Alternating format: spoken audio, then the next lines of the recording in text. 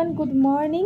তো এই যে চারজন মিলিয়ে আমরা রেডি হয়ে সব বেরিয়ে পড়েছি সকাল সকাল দীঘা যাওয়ার উদ্দেশ্যে।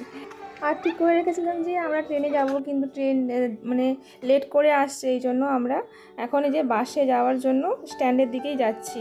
আর আমি এখানে ক্যামেরা করছি বলে মা দেখো রুমাল দিয়ে মুখটা ঢাকিয়ে নিচ্ছে। আর কি বলতো, কালকে না মায়ের জন্য কুর্তি নিয়ে এসেছিলাম, আর ওই কুর্তি পরিয়ে নিয়ে যাচ্ছি, এই জন্য মা খুব ভীষণ ভীষণ লজ্জা পাচ্ছিল, পরবে না তো বলছিল।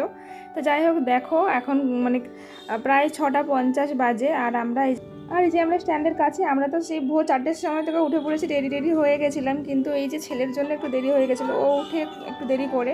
আর স্ট্যান্ডে এসে আমরা দাঁড়িয়ে আছি, আর বাসগুলো সব চলে যাচ্ছে, এত সিট নেই, এত ভর্তি যে আর আমরা উঠিনি। তো দেখো এই যে একটা বাসে আমরা সে সময় উঠলাম, আর একটাই সিট পেয়েছিলাম, তাই মাকে আর ছেলেকে বসিয়ে দিয়েছিলাম ওখানে। আর তারপরে একটা স্টপেজের পরে আমরা সিট পেয়ে যেতে আমরা বসে পড়েছিলাম। আর বাসটা এত স্লো যাচ্ছিল, ছেলের ভীষণ শরীর খারাপ হয়ে গেছিলো মাঝখানে, আর প্রচুর বমি করেছে, আমাদের কাছে চলে এসেছিলো, এসে আমাদের কোলে ভীষণ বমি করেছে ও। আর তারপরে শেষ রাস্তাতে এসে ছেলের মতন আমারও সেম অবস্থা ওইরকম হয়ে গেছিলো। তারপর যাই হোক, দুজনে ভীষণ অসুস্থ হয়ে পৌঁছলাম দীঘাতে। তবে ছেলের কিন্তু ভীষণ অসুস্থ হয়ে গেছিলো, এতটা রাস্তা বমি করে এসে। আর কী বলো তো, ও না কোনো কিচ্ছুই খায়নি, সকালে বললাম মুড়ি খেতে, কিচ্ছুই খায়নি, বিস্কিট মুড়ি কোনো কিছু খায়নি দীঘা যাওয়ার আনন্দে। যাই হোক, আমরা পৌঁছে গেছিলাম দীঘাতে। এটা তো স্টেশন, তবে এটাই এমনি তোমাদের সঙ্গে শেয়ার করলাম, কারণ আর কোনো কিছু আমার ভিডিও শ্যুট করা ছিল না। তারপরে রুম ঠিক করে জিনিসপত্র রেখে দিয়ে চলে এসলাম সোজা খেতে আমরা হোটেলে। তো এখানে নিয়েছি কচুরি আর হচ্ছে ঘুগনি। ওইদিকে বসেছি দুজন মা ছেলে, আর এইদিকে আমার মা ছেলে, দুজনেই বসেছি দুদিকে। তো যাই হোক, চলো খাওয়া দাওয়া করবো। আর ছেলে এখানে বললো মা লুচিটা একটু এরকম করে দেখিয়ে দাও। তো দেখো ভীষণ গরম, আর আমার হাতটা পুরো পুড়ে গেছিলো। আর দেখো বিচুটা কীরকম হাসছে। তো দেখো এখন ওর হাসি থামছে না, ওই যে আমি হাতটা দিয়েছিলাম। আর এটা হচ্ছে ডালের কচুরি, ডাল পুরি বা যাই হোক হবে। তো একটু কেমন একটা টক লাগছিলো খেতে। তো যাই হোক, মোটামুটি খিদে পাচ্ছিলো বলে খেয়ে নিয়েছি, কারণ পুরো রাস্তাটা দুজনেই প্রচুর। আর বলবো না, তবে ছেলে এসে এখানে এসে কিন্তু ও করে সুস্থ আর খুব আনন্দ করছে। তো চলো খাওয়া দাওয়া করে ওকে একটু ছাড়িয়ে দিই, ছোটো ছোটো করে টুকরো করে দিয়েছি, কারণ বাচ্চা মানুষ খেতে পারছে না, আর ভীষণ গরম ছিল।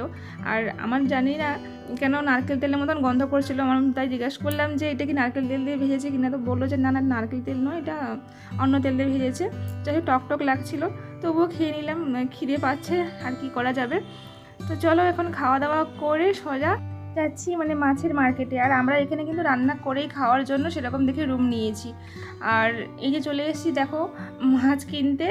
আর এখানে এসে ভাবছি কোনটা নেবো না, এত চিংড়ি মাছ, বাগদা, গলদা, যাই হোক অনেক কিছু আছে, আর অনেক নোনা মাছ। তো যাই হোক, ছেলে কাঁকড়া নেবে, ওর কাঁকড়া খেতে খুব ভীষণ ভালোবাসে। তো ওর জন্য নিয়ে নিয়েছিলাম আমরা 3টে কাঁকড়া, আর আমাদের জন্য নিয়েছিলাম মাছ, আর নেওয়া হয়নি, তো নিয়েছিলাম চিকেন, দেশি চিকেন।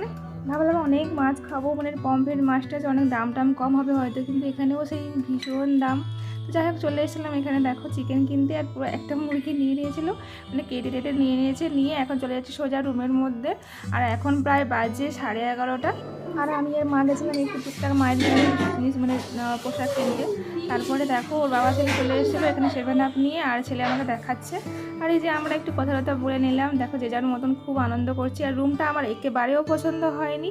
তো অনেকটা রুম দেখেছিলাম, কিন্তু 2টো রুম দেখেছি, পছন্দ হয়নি, এইটা লাস্টে নিয়ে নিয়েছি। মোটামুটি কি জানি না কী দেখে নিয়ে নিয়েছিলাম, কম দামের মধ্যে বলতে গিয়ে এটা হচ্ছে 1000 টাকা নিয়েছে এই রুমটা। একেবারে ফ্যাসিলিটি কোনো কিছুই নেই, ভালো লাগছিল না। দাদাভাইকে অনেক কথা শুনিয়েছি।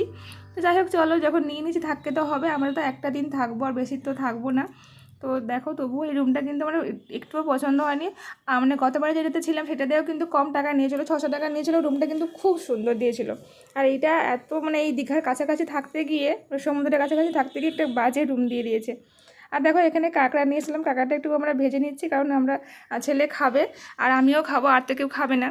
তারপরে দুজনে মা আর আমি সবজি টবজি কেটে রেখে দিয়ে চলে এসেছি, তোমার দাদাভাই রান্নাবান্না করছে, চলে এসেছিলাম সমুদ্রের ধারে 3জন মিলে। আর দেখো এখানে এসে আইসক্রিম খাচ্ছিলাম, আর ছেলের দেখো কীরকম গোপ হয়ে গেছে, পুরো অমিতাভ বচ্চনের মতো লাগছিল।